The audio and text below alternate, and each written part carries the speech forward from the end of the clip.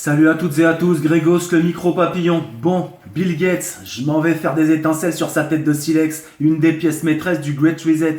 À la fois détesté par les uns et adoré par les autres, il s'est construit une légende dorée entre autres en jouant les grands bienfaiteurs de l'humanité avec sa fondation Bill et Melinda Gates. Mais la réalité est moins reluisante qu'à la restauration d'un Solex. En avril 2015, soit 4 ans avant cette pandémie, Bill Gates, fondateur de Microsoft, prononce une conférence au titre effrayant. Et il y va pas soft. Pour la prochaine épidémie, nous ne sommes pas prêts, dit-il. Bref, tu sens déjà qu'il est à l'avant-poste. Il y explique que si quelque chose tue plus de 10 millions de gens dans les prochaines décennies, ce sera probablement un virus hautement contagieux. Il estime aussi et nous explique par exemple qu'avec le virus Ebola, nous avons eu de la chance car il ne se propage pas dans l'air. Mais que la prochaine fois, on ne sera sûrement pas aussi chanceux. Il peut y avoir un virus où les gens infectés se sentent en bonne santé et prennent l'avion ou vont au supermarché. Et Billy se fait visionnaire. Ah, quel spleen. Le hasard lui colle à la peau comme un jean slim. En 2019, 2 mois avant l'apparition du virus de Wuhan, il investit via sa fondation 50 millions d'euros dans des actions BioNTech. Vous allez voir qu'il y a beaucoup de hasard, autant qu'il y a de radars sur la route et qu'il y a de pièges à Fort Boyard. Beaucoup de hasard autour des prédictions de ce charognard. J'en ai jamais vu autant quand on relève le haut vent. C'est pas autant on porte le vent et les médias sous contrôle ont réponse à tout et balaient tout comme le fait un coup de vent. Mais qui est vraiment Billy ?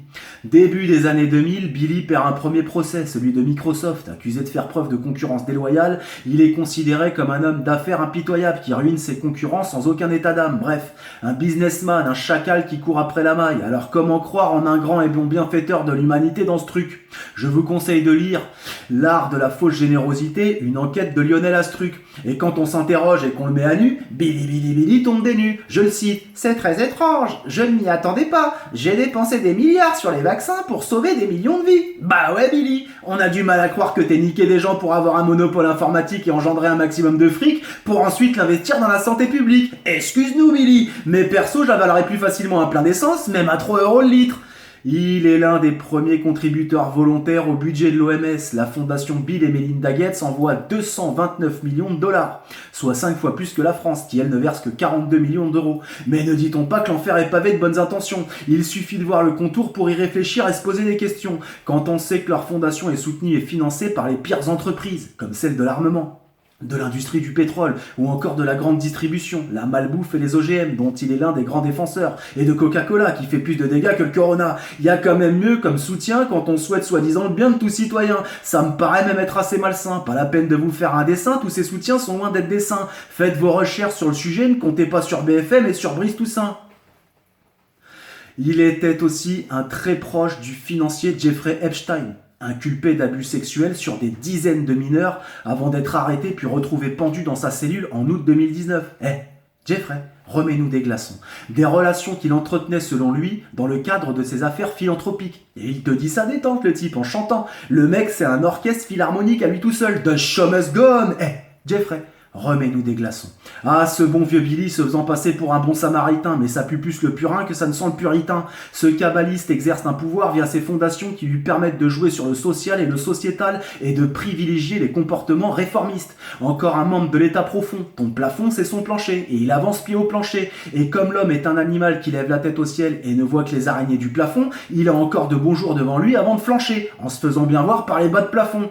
Comment les citoyens se prétendant libres peuvent accepter qu'un homme puisse se présenter à la télé en pleine pseudo-crise comme s'il était l'élu d'une démocratie et nous dicter la marche à suivre, pendant que des médecins expérimentés étaient eux censurés.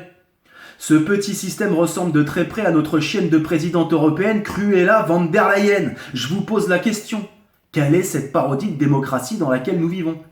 Jeffrey, remets-nous des glaçons.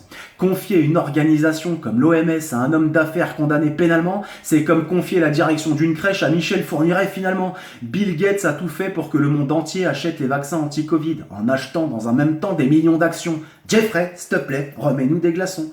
Avec un tel financement, qu'est-ce que l'OMS pouvait préconiser d'autre que des vaccins, pensez-vous ? Vraie question.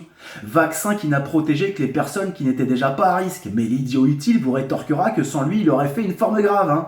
Quel relativisme d'imbécile issu de la fabrique à crétins. Billy prétend quand même vouloir lutter contre la pauvreté sans remettre en cause le problème de la répartition des richesses. Jeffrey, donne-nous carrément le seau à glaçons. Comprenez bien que ces milliardaires ne sont altruistes que quand c'est déductible d'impôts, déjà, et surtout afin de promouvoir et d'imposer leurs idéaux. Avec tout ce pognon, ils peuvent par exemple faire du chantage à l'aide humanitaire de n'importe quel pays qui n'accepterait pas la politique que l'on veut lui imposer. L'argent ne fait plus bander ces gens. Seule leur idéologie les anime, quitte à manipuler les gens. Deux mondes nous séparent, c'est les abîmes. Est-ce qu'on en parle des expériences de Billy en Afrique comme au Malawi? De Gafi qui a sponsorisé l'étude bidon sur les vermectines comme le Lancet avec l'hydroxychloroquine? De tout ce fric semé et éparpillé dans les médias étrangers et français pour surtout pas poser de questions gênantes et creusées? Lors d'une interview, Didier Raoult disait ceci: « Moi, je ne dirais pas à Bill Gates comment on gagne des milliards, mais en revanche, il peut écouter des gens qui s'occupent d'épidémies depuis une quarantaine d'années. » Et je pense que tout est dit.